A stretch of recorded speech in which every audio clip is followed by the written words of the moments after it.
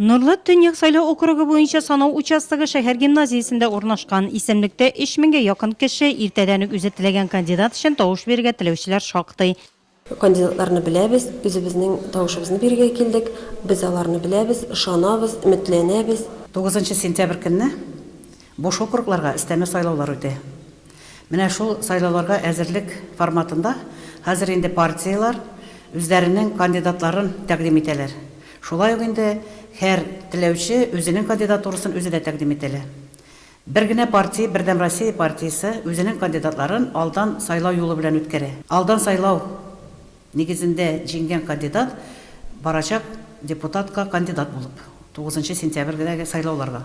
Икенче санау участогы Кизле авылы мәдәният йортында урнашкан. Биредә алдан тавыш бирү көне 4нче модель буенча үтте. Алдан сайлап алучылар 8нче номерлы Тимур сайлау округыннан тәкъдим ителүче кандидатлар белән очрашты. Алар район башкарма комитеты җитәкчесенең беренче урынбасары Ильяс Әхмәтҗанов һәм Кизле авылы мәдәният йорты китапханә мөдире Зилә Билданова. Кандидатлар үзләренең тормыш юлы һәм шул елларда алып барылган эшчәнлекләре белән таныштырды. Сайлап алучылар кандидатларга көн үзәк мәсьәләләрне шактый җиткерде. Алар авылдагы социаль объектларга кагылышлы иде.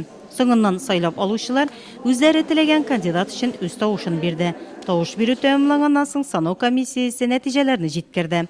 Активность әйбәт, бик бердәм халык сорауларын уртаклашып, уртага салып эшләү нәтиҗәсе дип аңлыйм. 9 сентябрьдә исә республикада муниципаль берәмлекләре вәкиллекле органнары депутатларын өстәмә сайлаулар үтәчәк.